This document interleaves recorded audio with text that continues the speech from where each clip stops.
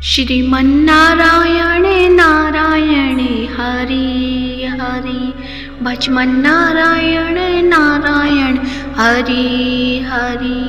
तेरी लीला है न्यारी न्यारी हरि हरि। श्रीमन्नारायण नारायण हरि हरि, भजमन्नारायण नारायण हरि हरि। जय श्री कृष्णा। नमस्कार प्रिय भक्तजनों, मैं नूपुर आप सभी का मायरा बॉयज चैनल में हार्दिक स्वागत करती हूँ।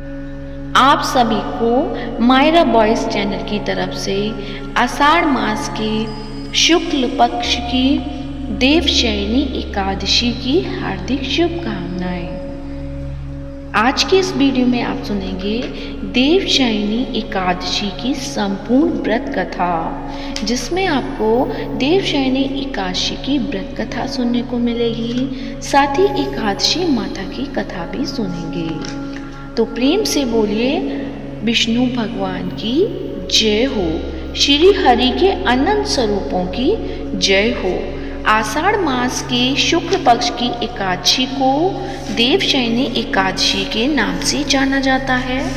देवशयनी एकादशी से ही विष्णु जी 4 महीने के लिए योग निद्रा में चले जाते हैं। इस दौरान मुंडन, संस्कार, शादी विवाह, सगाई, गृह प्रवेश समेत सभी मांगलिक कार्यों पर रोक लग जाती है। इस साल 6 जुलाई को देवशयनी एकादशी मनाई जाएगी। इस दिन श्री हरि विष्णु और माता लक्ष्मी की पूजा करने के लिए शुभ माना गया है। एकादशी व्रत के दिन व्रती को एकादशी व्रत का पाठ जरूर करना चाहिए। ऐसा माना जाता है कि व्रत कथा का पाठ करने से भगवान विष्णु की कृपा से सभी मनोकामनाएं पूरी होती हैं और मृत्यु के पश्चात मोक्ष की प्राप्ति होती है, समस्त पापों से मुक्ति मिलती है। तो आइए सुनते हैं देवशयनी एकादशी व्रत कथा। भगवान श्री कृष्ण ने कहा है, शास्त्रों के अनुसार भगवान श्री कृष्ण ने इस वृतांत को धर्मराज युधिष्ठिर को सुनाया था। पौराणिक कथाओं के अनुसार सतयुग में मंधाता नामक एक चक्रवर्ती राजा राज्य करते थे। मंधाता के राज्य में प्रजा सुखी थी। एक बार उनके राज्य में 3 साल तक वर्षा नहीं होने की वजह से भयंकर अकाल पड़ गया था। अकाल से चारों ओर त्राही का माहौल बन गया था। इस वजह से यज्ञ, हवन, पिंडदान, कथा, व्रत आदि कम होने लगे थे। प्रजा ने अपने राजा के पास जाकर अपने दर्द के बारे में बताया। राजा इस अकाल से चिंतित थे। उन्हें लगता था कि उनसे आखिर ऐसा कौन सा पाप हो गया जिसकी सजा इतने कठोर रूप में मिल रही थी। इस संकट से मुक्ति पाने के उद्देश्य से राजा सेना को लेकर जंगल की ओर चल दिए। जंगल में विचरण करते हुए एक दिन वे ब्रह्मा जी के पुत्र अंगिरा ऋषि के आश्रम पहुंच गए। ऋषिवर ने राजा का कुशल क्षेम और जंगल में आने का कारण पूछा। राजा ने हाथ जोड़कर कहा कि मैं पूरी निष्ठा से धर्म का पालन करता हूँ, फिर भी राज्य की ऐसी हालत क्यों है? कृपया इसका समाधान करें। राजा की बात सुनकर महर्षि अंगिरा ने कहा कि यह सतयुग है। इस युग में छोटे से पाप का भी बड़ा भयंकर दंड मिलता है। महर्षि अंगिरा ने राजा मंधाता को आषाढ़ मास के शुक्ल पक्ष की एकादशी का व्रत करने के लिए कहा। महर्षि ने कहा कि इस व्रत के प्रभाव से अवश्य ही वर्षा होगी। महर्षि अंगिरा के निर्देश के बाद राजा अपने राज्य की राजधानी लौट आए। उन्होंने चारों वर्णों सहित पद्मा एकादशी का विधि पूर्वक व्रत किया, जिसके बाद राज्य में मूसलाधार वर्षा हुई। ब्रह्मवैवर्त पुराण में देवशयनी एकादशी के विशेष महत्व का वर्णन किया गया है।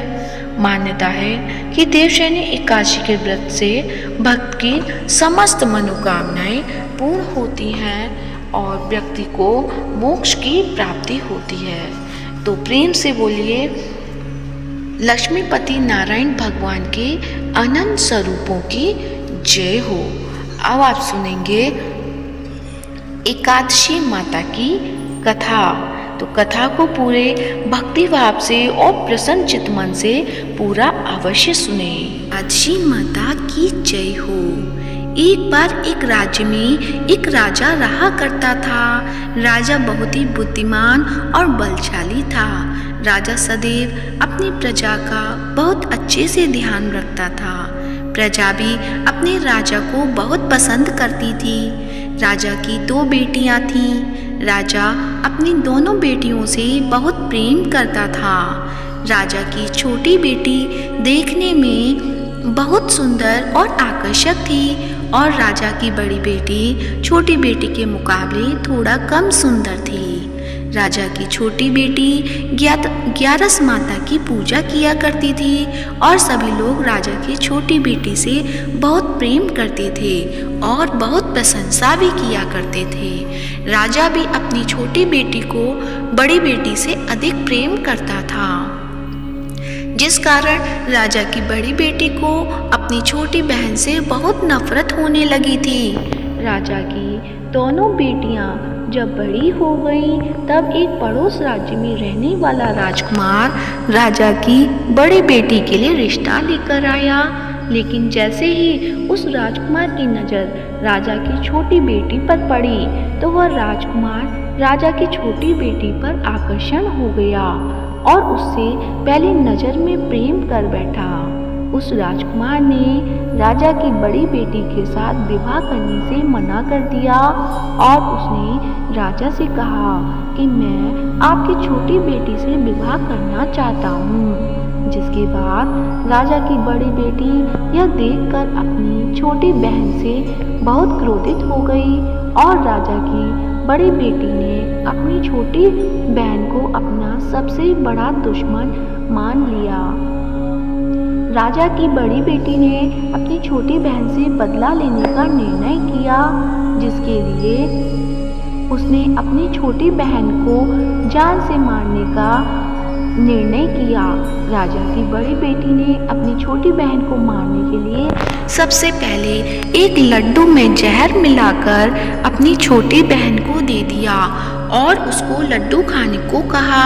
लेकिन लड्डू खाने के बाद भी छोटी बहन को कुछ नहीं हुआ। बड़ी बहन यह देखकर बहुत आश्चर्यचकित हो गई, लेकिन बड़ी बहन ने हार नहीं मानी और उसने जब रात में छोटी बहन अपने कमरे में सो रही थी तब एक मटके में सांप रखकर उसे मारने के लिए छोड़ दिया। लेकिन सांप भी छोटी बहन का कुछ नहीं कर पाया।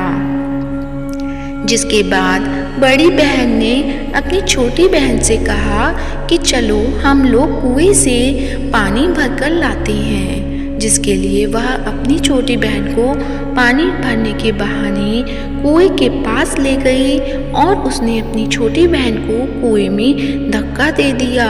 लेकिन छोटी बहन को तब भी कुछ नहीं हुआ, क्योंकि हर बार ग्यारस माता उसकी रक्षा कर रही थी और उधर बड़ी बहन अपने सारे प्रयासों के बाद असफल हो रही थी, जिससे वह बहुत क्रोधित होती जा रही थी। फिर उसने अपनी छोटी बहन के पास जाकर उससे खुद ही पूछ लिया कि मेरी छोटी बहन, तुमको पता है भगवान ने सबकी मृत्यु एक निश्चित समय पर लिखी हुई है और कैसे तुम्हारी मृत्यु होगी, क्या यह तुम जानती हो?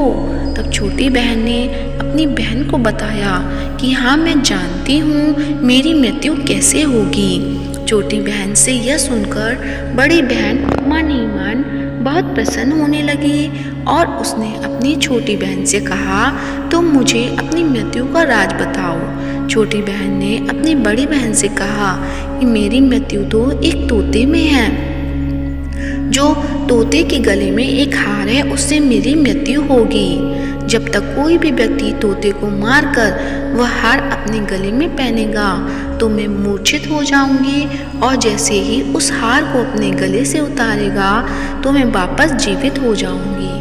अपनी छोटी बहन की मृत्यु का राज जानकर बड़ी बहन बहुत ही खुश हुई और उसने अपनी छोटी बहन को मारने के लिए उसके पालतू तोते को ढूंढना शुरू कर दिया और छोटी बहन को इस बात का आभास हो गया था कि कोई उसकी जान लेना चाहता है, जिसके लिए वह अपने पिताजी के पास गई और उसने अपने पिताजी से कहा कि पिताजी, मेरी मृत्यु के बाद आप मुझे जलाइएगा मत, बल्कि आप मुझे अपनी पुरानी वाली हवेली में एक पलंग पर लिटाकर छोड़ दीजिएगा। अपनी छोटी लड़की की यह बात सुनकर राजा बहुत ही आश्चर्यचकित हो गए। राजा ने अपनी छोटी बहन से बेटी से पूछा, बेटी, तुम यह क्या कह रही हो? तब राजा की छोटी बहन ने बताया, पिताजी, समय किसी के लिए नहीं रुका है, कब क्या हो जाए किसी को कुछ पता नहीं है। और फिर राजा ने अपनी छोटी बेटी से कहा कि तुम ऐसी बातें क्यों कर रही हो? 2-3 दिन में तो तुम्हारा विवाह है। लेकिन छोटी बेटी ने अपने पिताजी को ऐसा करने पर मजबूर कर दिया और उनसे वचन ले लिया। राजा ने भी अपनी छोटी बेटी की बात स्वीकार कर ली और 2-3 दिनों के बाद जब शादी का समय आया तब राजकुमार बारात लेकर राजा के घर आया और राजकुमार और राजा की छोटी बेटी का विवाह शुरू हो गया। जैसे ही राजा की छोटी बेटी राजकुमार के साथ फेरे लेना शुरू करती है तो उसकी बड़ी बहन अपनी छोटी बहन के कमरे में जाकर उसके तोते को पकड़ लेती है और उसको जान से मार देती है। तोते की गले में जो हार था उसको अपने गले में धारण कर लेती है।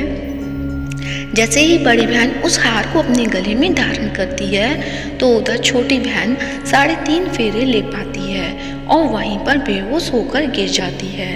जिसके बाद राजा ने बड़े बड़े दर्द हकीमों को बुलवाया और अपनी छोटी बेटी का इलाज करने के लिए कहा।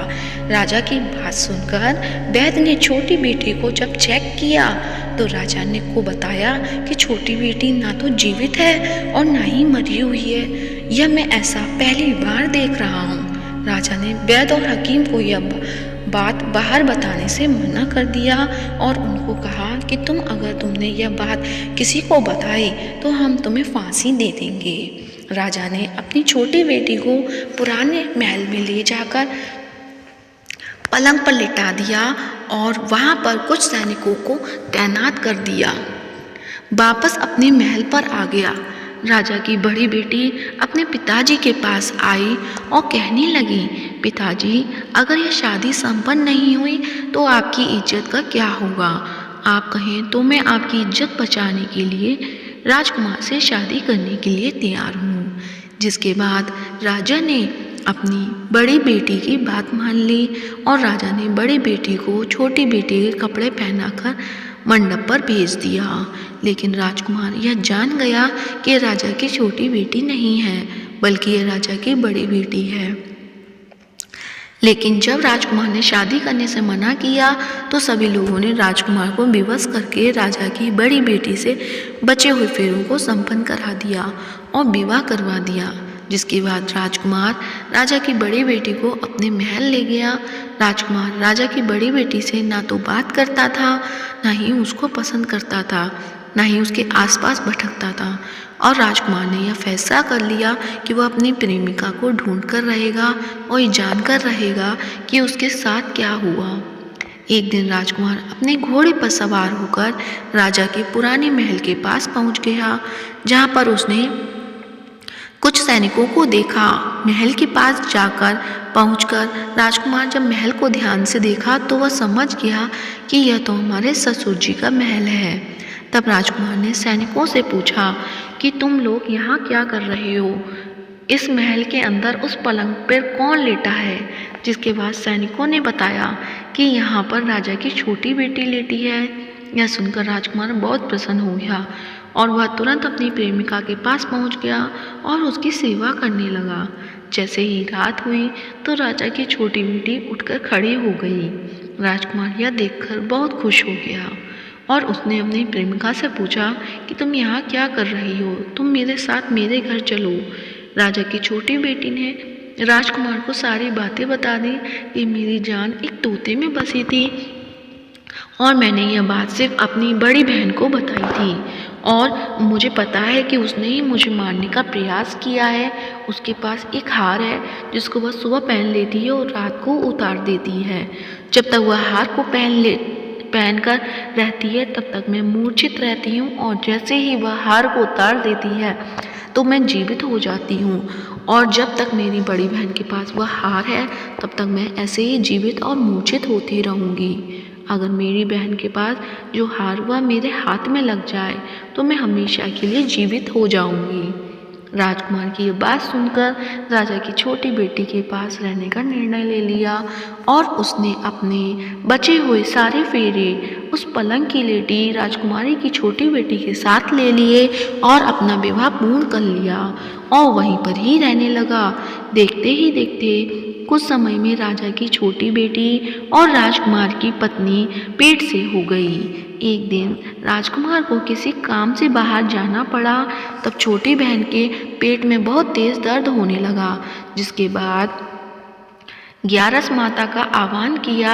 जिसके बाद वहाँ पर ग्यारस माता प्रकट हुई और उन्होंने अपने भक्त के दर्द को दूर किया और एक पुत्र की प्राप्ति करवाई। और वहीं पर अचानक से राजकुमार भी आ गया। राजकुमार ने ग्यारस माता को देखा तो वह आश्चर्यचकित हो गया और उसने तुरंत माता को प्रणाम किया। और ग्यारस माता ने राजकुमार से कहा कि जब तुम्हारा तो 5 वर्ष का बालक हो जाए तो तुम अपनी पत्नी का हार आकर इसके गले में डाल देना। और देखते ही देखते राजकुमार और राजा की छोटी बेटी का पुत्र 5 वर्ष का हो जाता है। तो राजकुमार अपने बेटे से कहता है कि बेटा, मैं कुछ काम से बाहर जा रहा हूँ, तुम अपनी माता का ध्यान रखना। और वहाँ से चला जाता है। राजा को बाहर निकलता देख बड़ी बहन के सैनिक देख लेते हैं और बड़ी बहन को जाकर सारी बातें बता देते हैं। जिसके बाद बड़ी बहन अपनी छोटी बहन के पुत्र को वहाँ से उठवा लेती है और उसको मरवा देती है। छोटी बेटी के पुत्र के 2 टुकड़े करवा देती है। पहला टुकड़ा चक्की के पास छिपा देती है और दूसरा टुकड़ा अपनी पलंग के नीचे रख लेती है। अब ग्यारस माता भिखारी का रूप लेकर आती हैं। एक भिखारी का रूप रखकर बड़ी बहन के पास चली आती हैं। जिसके बाद वहाँ पर भिक्षा मांगने लगती हैं। बड़ी बहन अपने नौकर से कहती है कि जाकर भिक्षा दे दो, लेकिन जैसे ही नौकर ग्यारस माता को भिक्षा देने के लिए आते हैं तो माता उन्हें मना कर देती हैं और कहती हैं तुम्हारी महारानी से ही भिक्षा लूँगी। इसके बाद बड़ी बहन स्वयं ही भिक्षा देने के लिए माता के पास आती है। तब माता एक बिल्ली का रूप लेकर उसके कमरे में चली जाती हैं और वहाँ पर छोटी बेटी के पुत्र के 2 टुकड़ों को आपस में जोड़ देती हैं और उसे जीवित कर देती हैं और फिर वहाँ से चली जाती हैं। राजकुमार अपने बेटे को लेकर अपनी पत्नी के पास जाता है और उसे कहता है कि तुम इसका ध्यान रखना। अगर तुम इस बच्चे का अच्छे से ध्यान रखोगी तो मैं तुमसे बात करूँगा। एक दिन राजकुमार अपने बच्चे से कहता है कि तुम अपनी मम्मी से उसके गले का हार मांग लो। जिसके बाद राजकुमार का लड़का अपनी मम्मी के पास जाता है और कहता है मम्मी, मुझे तुम्हारा हार चाहिए जो तुमने गले में पहन रखा है। ये सुनकर पहले तो बड़ी बहन बहुत क्रोधित होती है, पर उसको याद आता है कि राजकुमार ने कहा था कि अगर मैं इस बच्चे का ध्यान अच्छे से रखूँगी तो वह मुझसे बात करेंगे। जिसके कारण वह हार को उस बच्चे को दे देती है और वह तुरंत हार को ले जाकर अपने पिताजी को दे देता है। तभी राजकुमार अपनी बेटी को लेकर वहाँ से जाने लगता है और अपनी पत्नी से कहता है कि तुम हमारे लिए खाना बना कर रखना, मैं शाम को आकर तुम्हारे साथ खाऊंगा। और वह अपने बेटे को लेकर वहाँ से चला जाता है। जिसके बाद वह राजा के पास जाता है और उनको सारी बातें बता देता है। राजा अपनी बड़ी बेटी की यह करतूत सुनकर बहुत क्रोधित होते हैं और अपनी परवरिश पर ही दोष देने लगते हैं और राजकुमार को अपनी छोटी बेटी के साथ रहने के लिए आदेश देते हैं। तो ये थी ग्यारस माता की कहानी। प्रेम से बोलिए एकादशी माता की जय हो। अब सुनते हैं एकादशी माता की आरती। ओम जय एकादशी माता, मैया जय एकादशी माता। विष्णु पूजा व्रत को धारण कर शक्ति मुक्ति पाता। ओम जय एकादशी माता। तेरे नाम गिनाऊं देवी भक्ति प्रदान करनी। गण गौरव की देनी माता शास्त्रों में भरनी। ओम जय एकादशी माता मार्गशीर्ष के कृष्ण पक्ष की उत्पन्ना विश्वतारिणी जन्मी। शुक्ल पक्ष में हुई मोक्षता मुक्ति दाता बन गई। ओम जय एकादशी माता पौष के कृष्ण पक्ष की सफला नामक है। शुक्ल पक्ष में होए पुत्रदा आनंद अधिक रहे। ओम जय एकादशी माता नाम षटतिला माघ मास में कृष्ण पक्ष आवे। शुक्ल पक्ष में जया कहावे विजय सदा पावे। ओम जय एकादशी माता विजया फागुन कृष्ण पक्ष में शुक्ला आमल की। पाप मोचनी कृष्ण पक्ष में चैत्र महाबल की। ओम जय एकादशी माता चैत्र शुक्ल में नाम कामदा धन देने वाली। नाम बरूधनी कृष्ण पक्ष में बैसाख महाबाली। ओम जय एकादशी माता शुक्ल पक्ष में होए मोहिनी अपरा ज्येष्ठ कृष्ण पक्षी। नाम निर्जला सब सुख करनी शुक्ल पक्ष रखी। ओम जय एकादशी माता योगिनी नाम आषाढ़ में जानो कृष्ण पक्ष करनी। देवशयनी नाम कहायो शुक्ल पक्ष धरनी। ओम जय एकादशी माता कामिका श्रावण मास में आवे कृष्ण पक्ष कहिए। श्रावण शुक्ला होए पवित्रा आनंद से रहिए। ओम जय एकादशी माता अजा भाद्रपद कृष्ण पक्ष की परिवर्तनी शुक्ला। इंद्रा अश्विन कृष्ण पक्ष में व्रत से भवसागर निकला। ओम जय एकादशी माता पापांकुशा है शुक्ल पक्ष में आप हरनहारी। रमा मास कार्तिक में आवे सुखदायक भारी। ओम जय एकादशी माता देवठानी शुक्ल पक्ष की दुखनाशक मैया। पावन मास में करूं विनती पार करो नैया। ओम जय एकादशी माता परमा कृष्ण पक्ष में होती जन मंगल करनी। शुक्ल पक्ष में होए पद्मिनी दुख दारिद्र हरणी। ओम जय एकादशी माता जो कोई आरती एकादशी की भक्त सहित गावे। जन गुरुदिता स्वर्ग का वासा निश्चय वह पावे। ओम जय एकादशी माता। तो प्रेम से बोलिए एकादशी माता की जय हो। लक्ष्मीपति नारायण भगवान के अनंत स्वरूपों की जय हो। प्रिय भक्तजनों, यदि आज की वीडियो अच्छी लगी है तो वीडियो को लाइक करें, शेयर करें और कमेंट बॉक्स में एकादशी माता की जय हो या विष्णु भगवान के अनंत स्वरूपों की जय अवश्य लिखें और साथ ही मायरा बॉयज चैनल को सब्सक्राइब करें। धन्यवाद। जय श्री राधे।